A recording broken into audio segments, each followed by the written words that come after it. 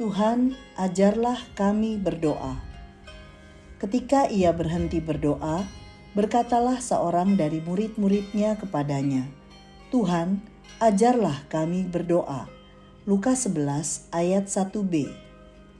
Sahabat Iktus, ajarlah kami berdoa merupakan sebuah kerinduan dari dalam hati untuk menikmati hubungan intim dengan Tuhan melalui doa.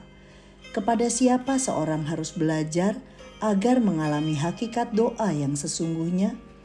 Tentu hanya dengan belajar dari Yesus, karena ia adalah teladan sempurna bagaimana seorang membangun relasi dengan Bapa.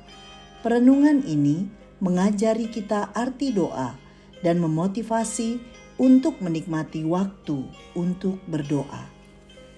Yang melatar belakangi permohonan para murid agar Yesus mengajar mereka berdoa adalah tindakan Yesus berdoa, ayat 1. Apa yang menarik dari doa Yesus? Hanya doa yang hidup dalam kemesraan yang mampu membuat orang lain tertarik untuk berdoa. Sebenarnya doa tidak dapat dipelajari seperti orang belajar ilmu. Doa adalah hubungan dengan Allah yang bertumbuh makin mesra sehingga menjadi sesuatu yang hidup. Beberapa unsur penting yang diajarkan Yesus dalam doa adalah 1. Penyembahan, ayat 2. Penyembahan dibangun dalam keintiman dengan Tuhan. Ketika seseorang percaya dan menerima Yesus sebagai Tuhan dan Juru Selamat, ia disebut sebagai anak Allah, Yohanes 1 ayat 12. Sehingga memanggil Allah dengan sebutan Bapa, ayat 2. Sedangkan dikuduskanlah namamu merupakan penghormatan kepada Allah dengan komitmen untuk hidup dalam kekudusan. Datanglah kerajaanmu merupakan pengharapan mesianis bahwa Yesus Kristus akan menerima penghormatan tertinggi dari segala suku bangsa.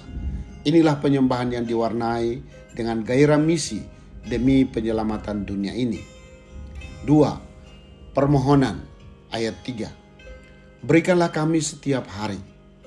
Bahasa Yunani yang dipakai singkat dan jelas. Biarlah kami mendapat makanan hari ini untuk hari ini dan besok untuk besok. Karena dengan cara demikian kita dapat tetap berada dalam kebergantungan terus-menerus kepada Allah untuk memperoleh belas kasihan yang baru dari tangannya setiap hari. Pengertian lain dari ungkapan setiap hari adalah makanan yang kita perlukan. Ya, meminta yang secukupnya saja. Inilah kebergantungan pada Allah setiap hari dan menantikan berkat yang secukupnya. 3. Pengakuan dosa, ayat 4. Dosa menjadi penghalang doa dan hanya pengakuan dosa yang dapat meningkatkan kualitas doa kita menjadi doa yang memberi dampak dalam kekekalan. Karya penebusan Kristus memberikan keampunan dosa bagi mereka yang datang kepadanya. Bila seorang telah menerima pengampunan dari Tuhan, ia harus hidup dalam komitmen untuk mengampuni. Selanjutnya, permohonan untuk dijauhkan dari pencobaan, dibarengi dengan permintaan untuk dilepaskan dari yang jahat, dengan penyerahan penuh kepada Tuhan yang empunya kuasa selama-lamanya. Sahabat Iktus yang dikasihi Tuhan, apakah aku sudah menjadi anak Allah sehingga aku dapat menyapa Allah dengan sebutan Bapa? Sudahkah aku bergantung kepada Allah untuk kecukupan hidupku setiap hari? Apakah masih ada dosa yang menghalangi doa-doa yang kunaikkan kepada Tuhan? Tuhan Yesus, ajarlah aku berdoa sebagaimana Engkau telah berdoa kepada Bapa di sorga. Doa yang terjalin dengan kasih mesra, karena aku merindukan-Mu ya Tuhan.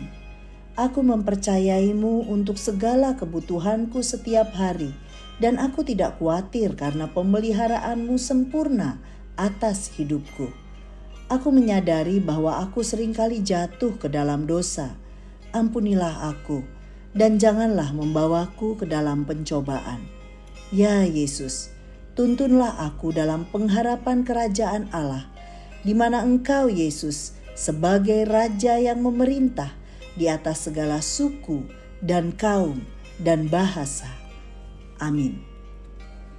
Doa adalah menyerahkan diri sepenuhnya untuk taat pada kehendak Allah.